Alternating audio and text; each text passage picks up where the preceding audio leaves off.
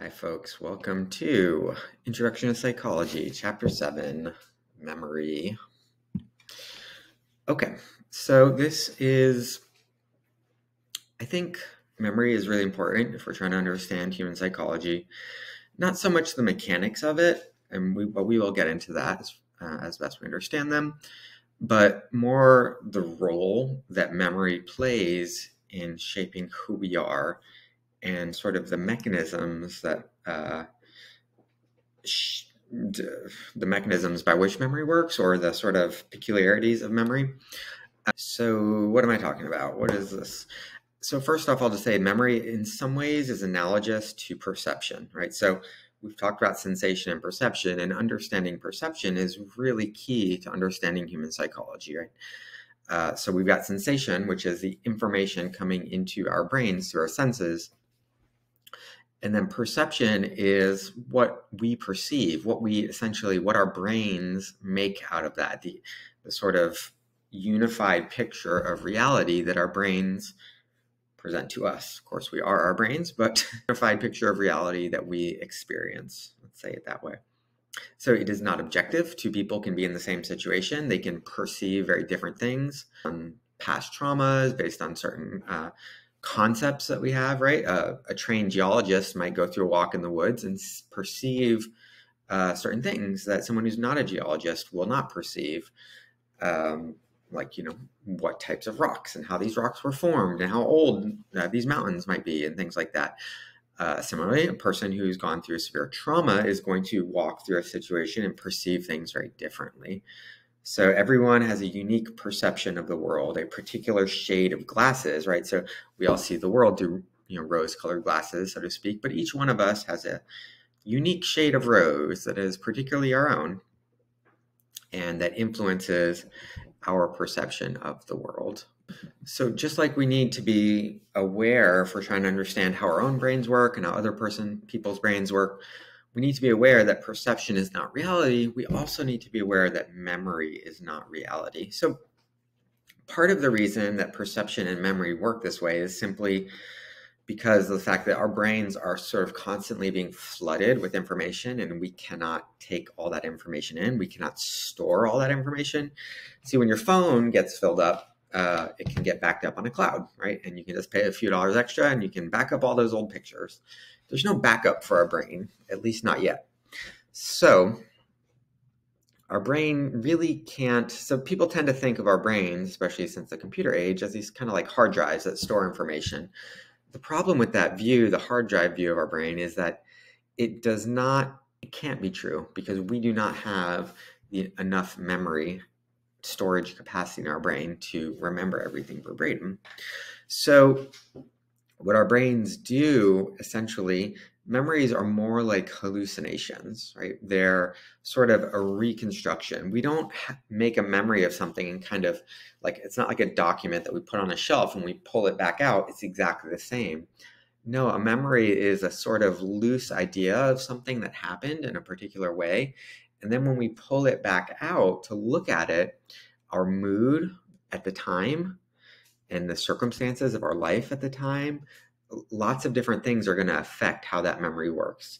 And frankly, we make stuff up all the time. The most famous study in sort of the literature on memory were this series of studies done by Elizabeth Loftus, the Lost in the Mall studies.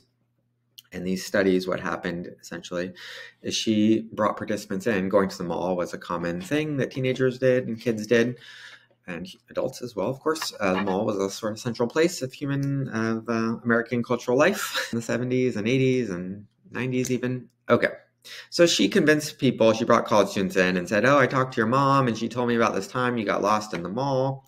And people basically just went along with it. They're like, oh yeah, that was crazy. This happened. And they even started making up details. Now, these were all plausible things based on various memories that they might have had of being at the mall, based on their ideas of what malls are like and what it might be like to be lost in a mall.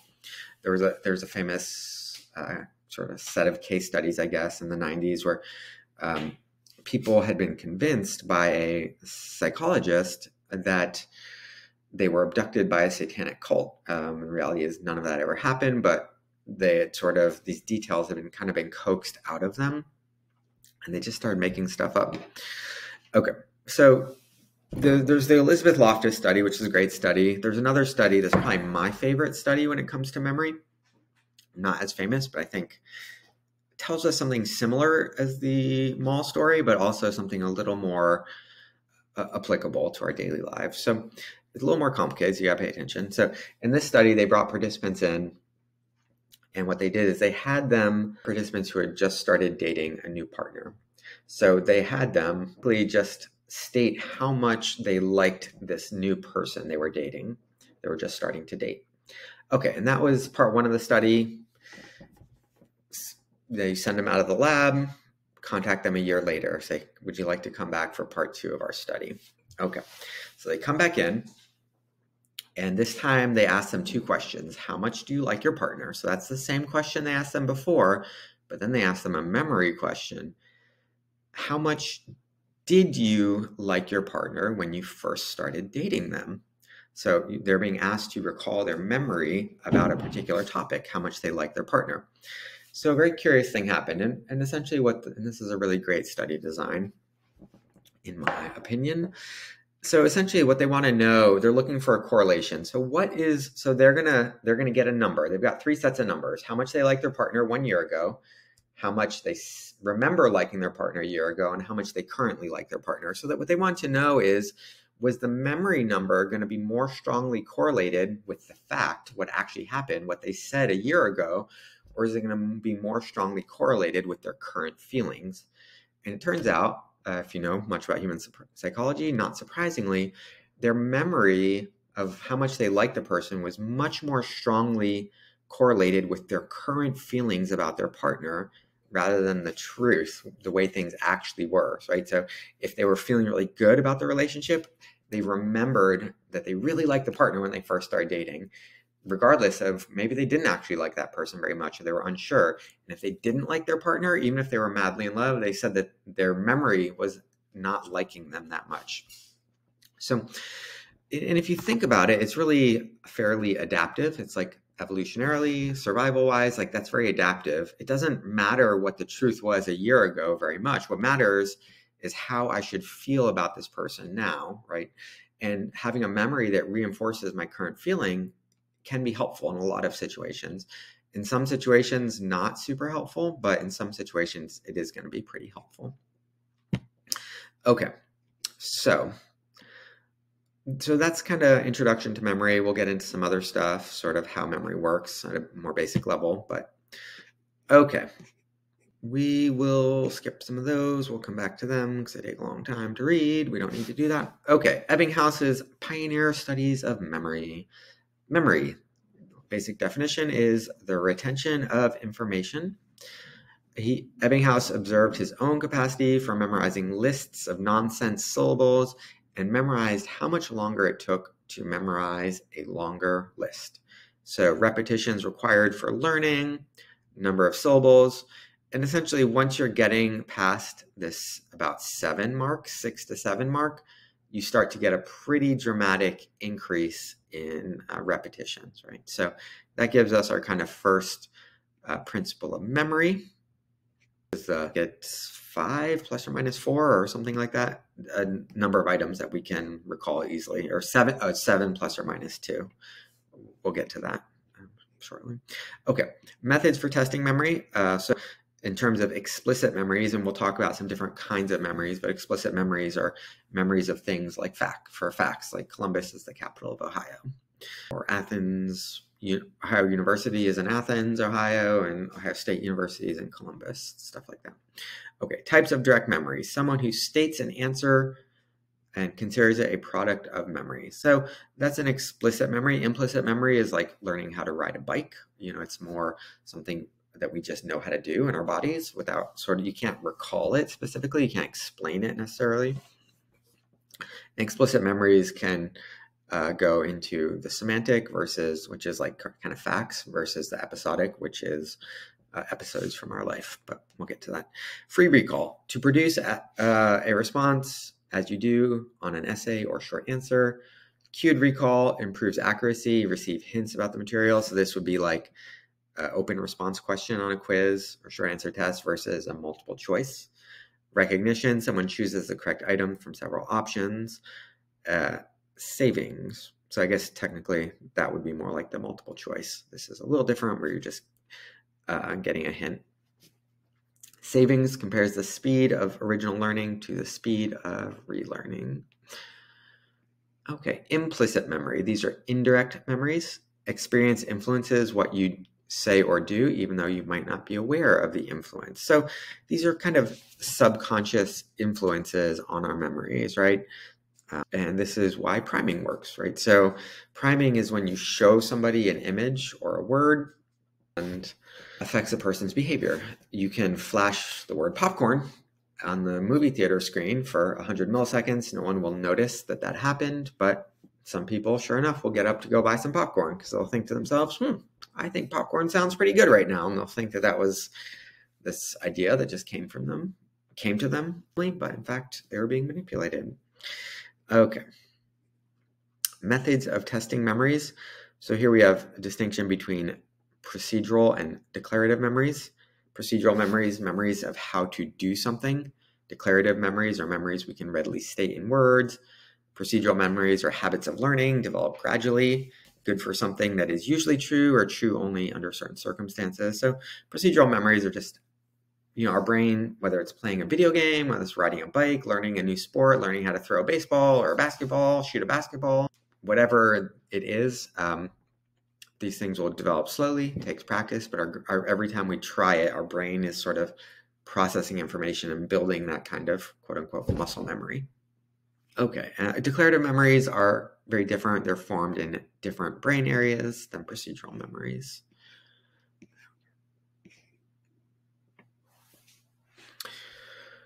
Okay, suspect lineups as recognition memory. Suspect lineups are an example of the recognition method of testing memories. Witnesses sometimes choose the best available choice, which may not be correct. Psychologists have recommended ways to decrease inaccurate identification. So if you just line a group of 6 people up and you say to a witness, you saw a robbery or something, who is the person who did this? Or do you see the person who did this here? Sometimes people just end up picking someone out of the group, even if they're not 100% sure, especially if, say, some of the people are Black, and that taps into some of our implicit biases and things like that. And of course, there's lots of cases of, man released from prison after 70 years, found innocent, etc. One way that we could better do these kinds of police lineups is to have one person at a time, and then you just have the witness say, does this person look like the person you saw or not? Yes or no? And then you bring the next person. That make people, when they just have to evaluate one person, they're more likely to say no to an innocent person. Children as eyewitnesses. Several factors influence the accuracy of young children's reports. Look, in general, eyewitness testimony is very bad, children or not child.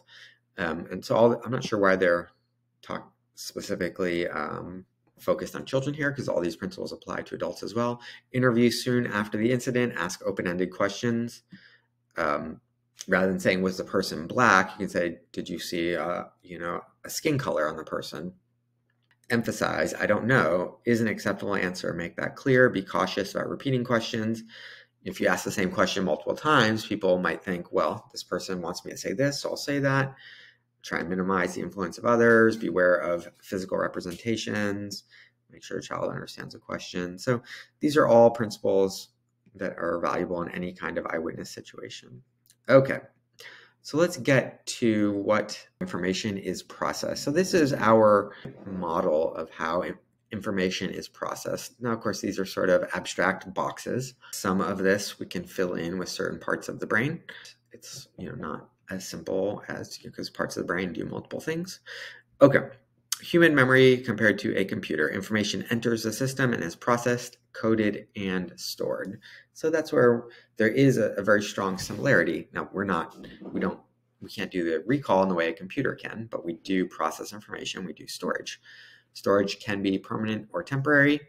The sensory store maintains an iconic image for a fraction of a second. So let's zoom in a little bit. So we've got a sensory store. We'll move this over here.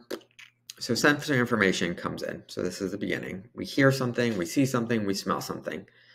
that information, our brain kind of holds a kind of, whether if it's a visual sensory information, a picture, if it's auditory, kind of an echo almost. So we kind of get this kind of after image. Our brain is kind of holding on to it, but it's very short. However, what we can then do is we can sort of immediately retrieve it. We can sort of think about it like, okay, what did that smell like? What did that sound like? What did that person look like? If we sort of put conscious effort into going back to that stored sensory information. Okay. From there, some processing happens, which requires attention, right? If you're not paying attention when someone tells you their name, boop, it's gone. If you are paying attention, it's going to go into short-term storage. From here, retrieval is available temporarily, but not for very long. If we want to keep something in short-term storage, we have to kind of rehearse it. So say someone tells us a phone number we don't want to forget. We don't have a phone or anything to write it down with. We might start repeating the number 740-123-4567, 740-123-4567. We're rehearsing it. We're keeping it in short-term storage. From there, things can get processed further into long-term storage for retrieval later. Or these long-term storage can then influence what's happening in our short-term storage. And that is how memory works. Yay.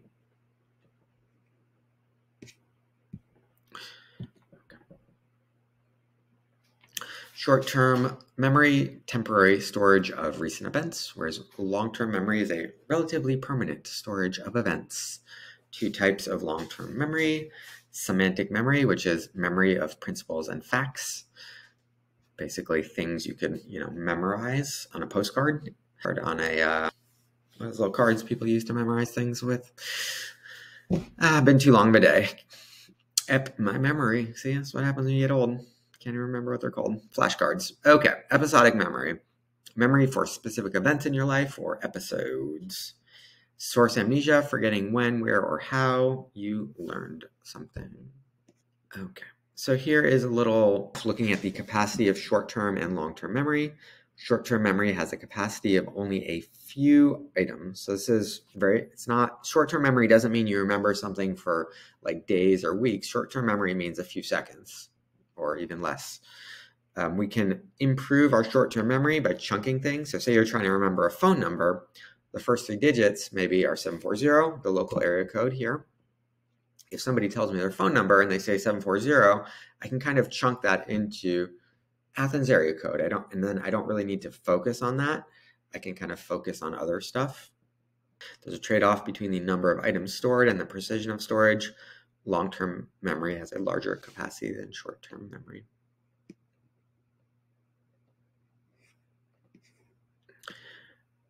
Decay of memories over time. Short-term memories fade over time if not rehearsed. Brain representation decays. One memory interferes with another. Long-term memories last varying periods up to a lifetime, depending on their importance, things like that. Depending on how often we're reminded of certain events. If you have a best friend that you see regularly, you're going to remember a lot of things about your childhood together with them because you talk about those memories. You're constantly kind of being reminded. If you had a best friend in childhood and they died or you lost contact with them 50 years later, you're not going to remember nearly as much as if you saw that person regularly. So in terms of seconds, percentage of things that can be recalled, right? So this is your short-term memory. By 18 seconds, you've forgotten most of it. 3 seconds, you're remembering 80%. So that's pretty good. But that's, again, short-term memory, not long-term memory. Working memory. Working memory is basically this, sometimes called like a workspace, kind of like maybe like a desktop. It's kind of this way station for information. Converts short-term memory into long-term memory, but we can also pull things from long-term memory into our working memory. It's a system for working with current information. Have good executive functioning, our working memory will be better. Essentially, we can process and sort of juggle more. You can almost think about it as like juggling. Your working memory is juggling. You're trying to keep balls in the air at the same time. If you have a really great working memory, you can keep a lot of balls in the air at a given time. Okay, let's Move on. Encoding, storage, and retrieval. These are sort of the basic building blocks of memory. We encode new information, we store it, we retrieve it. That's essentially the three kind of basic functions that comprise memory. Depth of processing principle. How easily you retrieve a memory depends on the associations you form. So superficial processing is simply repeating material to be remembered. Deeper processing is applying material to personal experiences, thinking of examples that illustrate the point. So this is sometimes called the Baker paradox.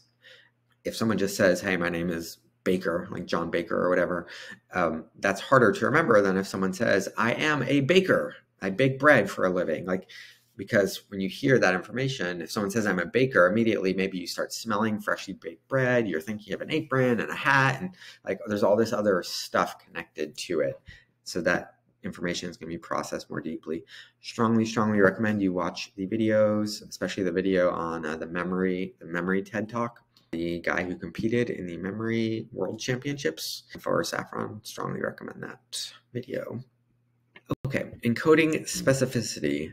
This means that when we encode memories, there are specific clues to how to access that memory. And we call these retrieval clues. So if I am teaching in person, I'm not right now, this is an online class, but if I go to campus and I see a particular student in my class, and I go to my class the next week and I see them again sitting in their seat, I'm going to remember that they are a student in my class, right? I have the clue of where I met them. The classroom is sort of bringing back the memories of the things that happened earlier in the week.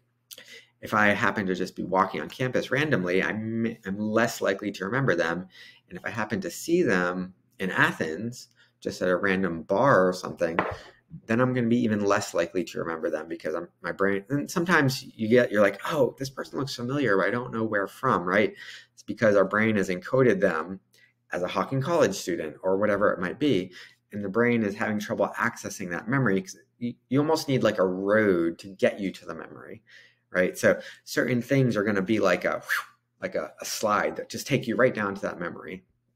If you were traumatized, for example, if you're sexually assaulted or physically assaulted or something really bad happened, certain places, certain people, certain types of things are just going to be like a slide. You're going to hit that memory really quickly because you have so many pathways to it. And those pathways are intense and quick and powerful. Whereas other pathways may be kind of hard to find. Okay, associations you form at the time of learning will be the most effective retrieval clues later. If you want to remember something in a particular time and place, study under the same conditions where you will try to remember. So for this class, for example, it's an online class. You're going to be doing most of your studying at home. You're taking your quizzes at home. You could play particular music, right? You could have a particular playlist, and you could put that playlist on while you're doing your quizzes, and that would help you remember the information. Okay, organizing your studying. Studying all at once or spread out. Studying all at once is seldom effective, no matter how hard you study at one time. You generally overestimate how well you've learned something if you haven't waited long enough to see how much you will forget. Advantages of varying the conditions of studying improves long-term memory. You need to refresh ideas, and that effort will strengthen your memory. So the more pathways you have, if you're trying to remember a concept, come up with 3 different examples, have flashcards, read the textbooks. The more different things you can do, the more times you can repeat something, the more likely you are to encode it in such a way that you can retrieve it later.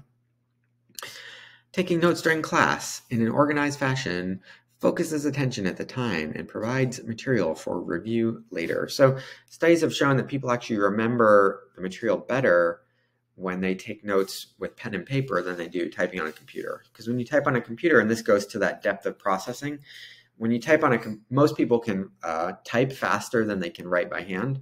So when we're writing and we're furiously typing away in class, that information, we're not really thinking about it. We're just focused on getting everything down verbatim. Whereas when you're taking notes, you don't really have time to write everything down. So it's actually a better strategy is pay attention to the lecture and then jot down your best summary of what is being talked about. That will force you to process the information in a way that you can sort of summarize it and come back to later, and it'll help you. And test yourself, tried and true method for, practicing, rehearsing, etc. Mnemonic devices. Mnemonic device is any memory aid based on encoding items in a special way. Remembering bristle, a traditional wedding vow, better or worse, richer or poorer, in sickness and health, to love and to cherish. The E is just not part of it. Memory Palace. So check out the TED Talk. Basically, it's about how people in these memory competitions memorize incredibly vast amounts of information. They have an image that they visualize and they call that a memory palace, and they put pieces of information in each place in their mind. Stuff. Method of loci: memorize a series of places and use a vivid image to associate each location with something you want to remember. So that's the memory palace. Please check out the TED Talk. It will be worth your time. Storage and retrieval. Consolidation covers short-term memory, converts short-term memory into long-term memory. Some memories are lost, others are gradually strengthened over time. Like sort of cliche, but true. Neurons that fire together, wire together, neurological pathways, neurological networks that are consistently activated become strengthened. If you're in trauma recovery, there may be certain pathways that you need to continually activate and other pathways that you need to kind of let die. They have to become a little weaker. It's true in any sphere of life. If you want to get better at something, or if you want to forget something, you kind of have to just let certain pathways die as much as possible or decrease in strength by not focusing on them and focus on other things. Retrieval, something that you forget at first, but you may recall later. Hyperamnesia. Not actually sure what that term means in this context. Okay. Focusing on one aspect of memory weakens another aspect of memory. Few memories are recalled intact. We always reconstruct our memories. So this is what I talked about at the beginning. We do not recall memories intact. We reconstruct them. We fill in details with things we think make sense. Our reconstruction of our memories are affected by our current understanding of the world, our current beliefs, our current feelings about particular people, places, organizations, etc. Okay, reconstruction. Inferences in list memory. If people read or hear a list of related items and try to recall them, they often include related words that were not on the list. So say I give you a list of words to memorize, and the list of the words includes things like sleep mask, bed, pillow, sheet, nighttime, bedtime, dark. And I say, okay, now recall all these words. There's a decent chance that you're going to add the word sleep to the list because it fits in, or you're going to add in other related words. That's sort of reconstruction in action. You think, well, this must have been on the list. Okay.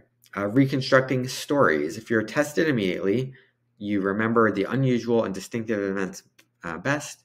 When memory of a story fades, we rely on the gist, details that seem relevant, and add or change other facts to fit the story. The less certain your memory is, the more you rely on your expectations. This is like incredibly, honestly, these three sentences explain so much about human psychology, so much about our daily experience. So say someone gives you a story to memorize and they test you right away. You'll probably remember most of it pretty well, especially the unusual aspects of it. If I bring you back into my lab a month later and ask you to tell me the story, or a year later, you're going to give me the gist of it if you remember it all, and you're just going to make up the rest. And the crazy thing about this is it doesn't feel like you're making it up. It feels like you are remembering what actually happened, right? So say when couples argue about what happened in the past, they're actually remembering things totally different because people don't like to feel like they're a piece of shit or they did something horrible. So people are always going to remember things in a way that is kind of self-serving, right? Or we're always going to have these self-serving biases that infiltrate our memories. And we don't even know what's happening. It's crazy. Okay. Hindsight bias, a tendency to mold our recollection of the past to fit how events later turned out. It's like, oh man, I knew that was a bad idea from the start. Someone can be like 100% into something, and then a famous quote, which is like, failure is an orphan and success has 100 parents, or something like that. No one wants to admit that they were in favor of something that turned out to be a terrible idea, right? So they just remember that they weren't. A hindsight bias occurs for several reasons. We would like to think that the world is an orderly, predictable place and that we are smart enough to predict what will happen. That's scary if we're like, oh man, I have no fucking idea how to navigate this world. I'm never good at figuring out what's going to happen next. That's going to make you anxious. It's not going to make you feel good. What's going to make you feel good is like, I am really smart. I always know what's coming up next. Even if it's not true, it's still better to feel that way. Of course, it's good to have a little self-doubt. Most people don't have enough self-doubt. Some people have way too much self-doubt. People have way too little. Maybe we could take some of the self-doubt from the people who have too much and kind of spread it around. That would probably be good. Use the facts we now with those we knew earlier. We focus on the facts we knew earlier that fit with the later outcome and disregard those that didn't fit. Forgetting, Unit 3, retrieval and interference. Proactive interference is when old material increases forgetting of new material. Retroactive interference is when new material increases forgetting of old material. Interference is a major cause of forgetting. So trying to remember a string of numbers, you're going to remember like the last three more than like the middle ones, for example. That would be an example of retroactive interference. Proactive interference is you think something worked a certain way. You're like, oh, the world works this way. And then you are given new information, but you have trouble remembering the new information because you're so stuck in thinking about things in the old way. A controversy, recovered memories or false memories. Some therapists have used hypnosis or suggestions to try and help people remember painful experiences. Recovered memories, reports of long-lost memories prompted by clinical techniques. Many researchers doubt the accuracy of these recovered memories. So this was that whole Satanism, sex abuse cult thing that many people were remembering. This was kind of a big thing back in the 90s. Turned out to not be true, but people can be convinced. They can literally think their parents trafficked them to a devil-worshipping sex cult when it never happened, that's an extreme example, but it's possible. Okay, a controversy. Okay, repression, moving an unacceptable memory or impulse from the conscious mind to the unconscious mind. Dissociation, memory that one has stored but cannot retrieve. That is actually not the right definition of dissociation, but okay. So it's complicated because repression does happen, right? People do repress memories, but false memories also happen. So it's a challenge. Did I just repress this memory or is it a false memory? And from sort of within the prison of our own consciousness, we can't really tell the difference between those two.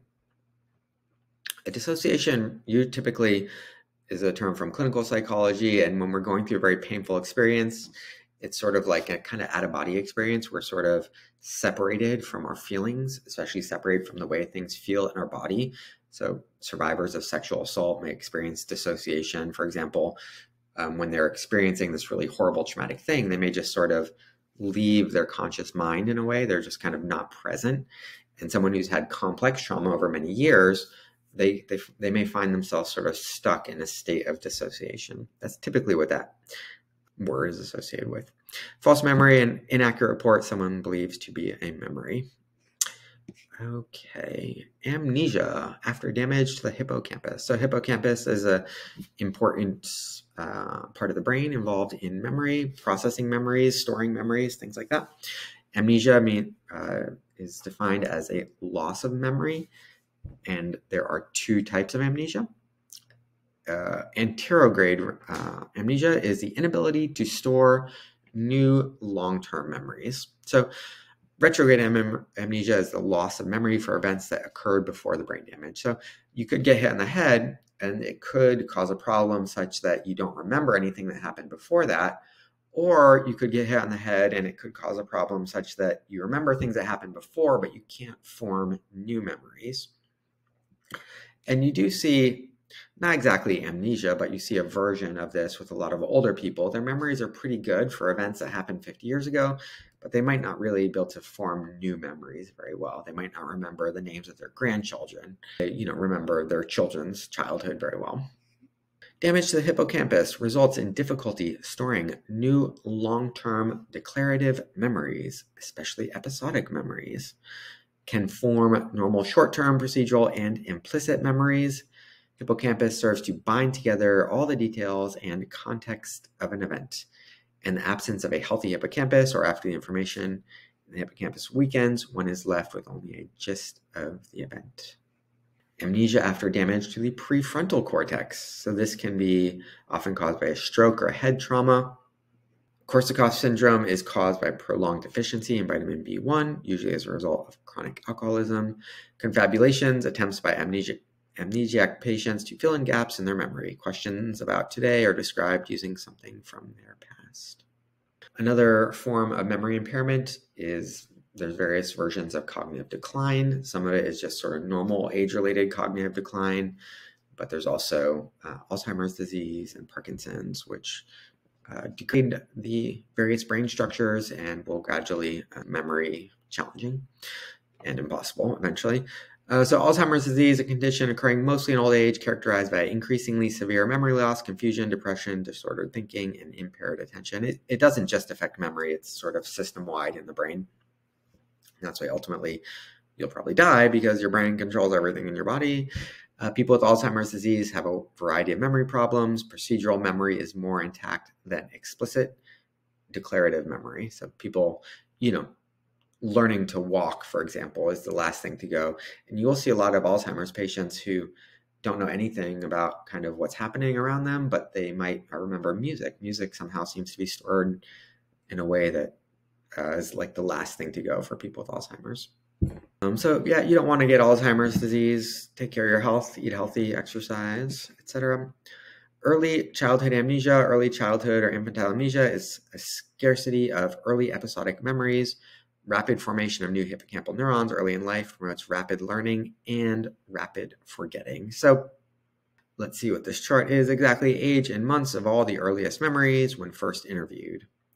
Okay, age in months. So essentially what you're seeing is people, their earliest memories are essentially like some people are at 1.5 years when they're interviewed but these people of having memories of 1.5 years are only essentially 4 years old, less than months old. These people over here that are about 12 years old or something, their earliest memories are below 40, so like 3 or something like that. But you have some people here who have memories of like 5 years old, things like that. So essentially what happens in the brain is, and I don't remember if we talked about this in the developmental section, we probably did, pruning. So when we're first born, we've got all our neurons, but they're sort of like dormant. What they start immediately doing is they get an explosion of connections, kind of like roots growing out. You can think about, when you pull a potted plant out of a pot, it's just roots everywhere. Those are the connections between all the neurons. It looks something like that. So as soon as we're born, our brain just starts making these connections. The neurons are sprouting and connecting everywhere. And it doesn't even matter if the information is important. We're just recording everything, because when we're babies, we don't know what's important and what's not important. Over time, we start to learn what's important and what's not important. Then we start to forget things that aren't important. And another way of saying that is when we're infants, we learn everything verbatim. As we get older, we start to have concepts and categories by which to organize that information. So we don't need to remember every time we've been to a Pizza Hut or a particular restaurant. We just need a general template, a schema in our brain that says, okay, when I go to this restaurant, this is going to happen, this is going to happen, this is going to happen. And the details are not that important unless something unusual happens. Maybe it's your birthday and you got a lot of presents. So that memory will stick out for you. But the general sort of every detail of who was sitting where and what guests were here and who your waiter was, like that stuff doesn't really matter. Although infants will remember that stuff. Okay, summary, 1 of 3. Now we have come to the end. You should have learned how to describe Ebbinghaus's early research on memory, differentiate among ways of testing memory, explain ways to minimize errors in eyewitness testimony and suspect lineups, distinguish types of memory and describe their main features, characterize the main features of working memory, explain why you remember some things better than others, discuss ways to organize and improve studying, give examples of mnemonic devices, discuss memory as a process of reconstruction, cite examples of hindsight bias, explain how interference increases forgetting, describe evidence that suggestions can lead to false memory reports, discuss what amnesia tells us about memory, state a possible explanation for infant amnesia. Okay, So there's the Jonathan Farr-Saffron TED Talk. There is also a TED Talk by Elizabeth Loftus, who did the famous mall study. So those are both excellent videos that will supplement this lovely lecture I have just concluded. All right, I'll talk to y'all soon. If you have any questions, email me, leave me a comment, etc., etc. Talk to you soon. Bye.